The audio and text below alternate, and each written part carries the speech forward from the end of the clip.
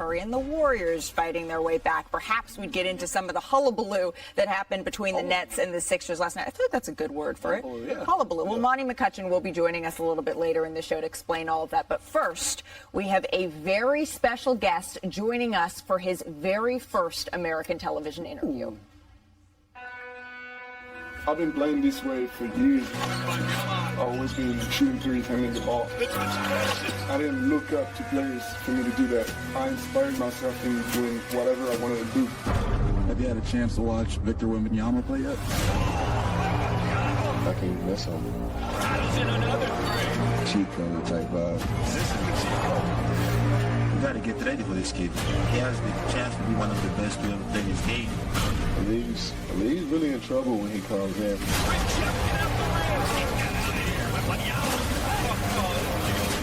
Everybody's been a unicorn over the last few years, but he's more like an alien. He's for sure a generational talent. Joining us now from Paris is Victor Wembanyama, the projected #1 pick in the 2023 NBA Draft. Victor, thank you so much for spending some time with us here on NBA Today. Hi, Malika. Thanks for having me. We're really excited to have you. And before we get into it, I understand there's something that you would like to share with us here today. Yeah. It's been a year with so many great news for me. So, first of all, I want to thank everyone that has been part of that journey, that year and all the previous years, all my coaches, my family. And I'm really excited to announce that I'm going to declare to the 2023 NBA Draft. So I hope it's big news. Obviously, it's big news for me. I hope it's big news for you. It is. Congratulations. I mean, Victor, it's real now. I know that we probably many people thought, oh, well, Victor, the #1 pick, could he be there in the draft? But now it is official. It's real. You've been getting so much attention. Your game has been getting so much attention. But I'm curious, at what point in your life, in your journey, did you realize that playing in the NBA, it would actually be a reality for you? Declaring for the draft, after all, it was just me sending a letter to the NBA, but it's something crazy I'm not realizing it yet.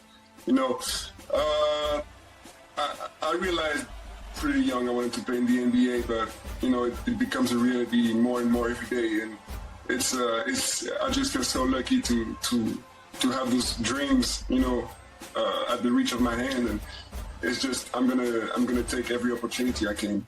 Let's talk a little bit about that reach, and I mean literally, because scouts often say that one thing that makes you very unique is that every single time we see you, you show us something that has literally never been done before, that we've never seen before. And there's two moments recently that had everyone in the basketball world talking that I'm hoping you can walk us through.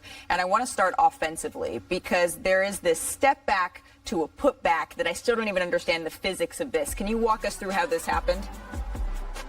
The first thing I can tell you is I would rather score that step back three than miss it. But what's funny about it is 2 years ago, two of my teammates they actually had a bet on whether I would do that at some point in my career or not. And a couple of days after the game, I called them and I told them, yeah, it happened. That crazy play happened. So yeah, even for me, that was crazy, to see and to rewatch that afterwards.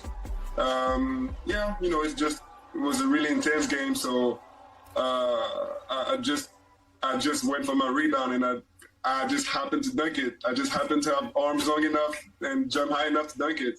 It's that reach. It's that reach that we've talked about. Exactly. It was incredible. And then defensively, there is this play where somehow you manage, when it's a 2-on-1 and a breakaway, in a fast break, how did you manage to guard both players and rotate your body like this?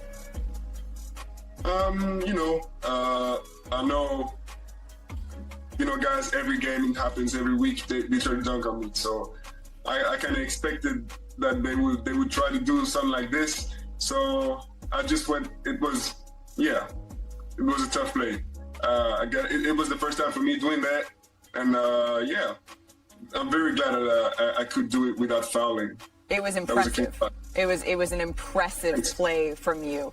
I also want to point out to our audience, you've played, right, in all 47 of your 47 games this season since September. You already have 5 more regular season games, and then you have the playoffs. No, by the way, you just entered the NBA draft, so you have a whole lot on your plate. But something that we talk a lot about in the NBA is players missing more games than ever, and not just when they're hurt, but right to preserve themselves for the playoffs. What's your stance on that? Because you value being available.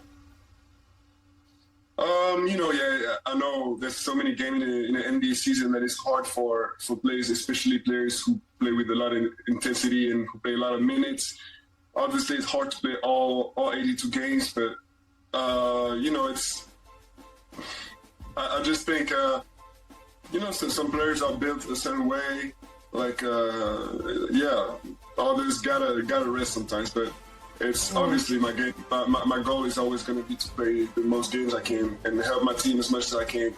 But For you, though, I mean, the fact that you're talking about how certain players are built that way, how you value being available for your team, how does that speak to your durability? Because that's a question that's come up from scouts during this process, and you've worked so hard on that specific part. Yeah.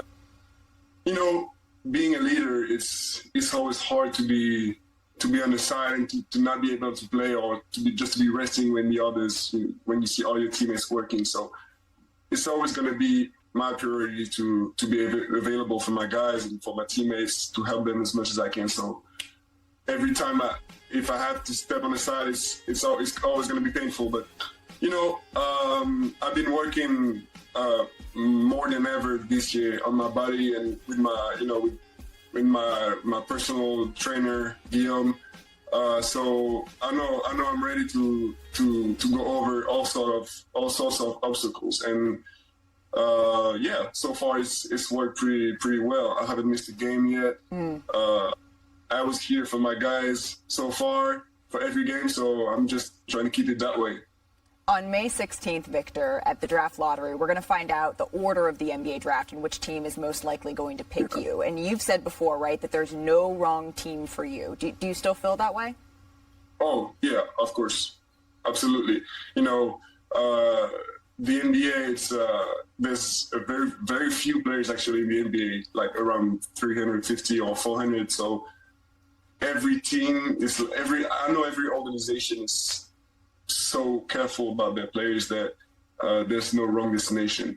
Yeah. Victor, I'll leave you with this. When we came into this interview today, I saw you smiling, right, as you heard LeBron James and Kevin Durant and Giannis Antetokounmpo and Steph Curry call you a generational player. The league has to watch out. The league needs to be put on notice. That's 9 MVPs talking about you coming into this league and being a potential face of that. How does that make you feel? I like to see guys that I love so much, and that I appreciate so much, to see them talk about me like that. Of course, I like it, but I don't let it go to my head. It's like I'm trying to stay humble and focused on my goals. But it's guys I appreciate, so of course it warms my heart. I can say, though, fans are in for a treat when you enter the NBA, Victor. Thank you so much for spending some time with us here on NBA Today. Thanks for having me. I had a good time.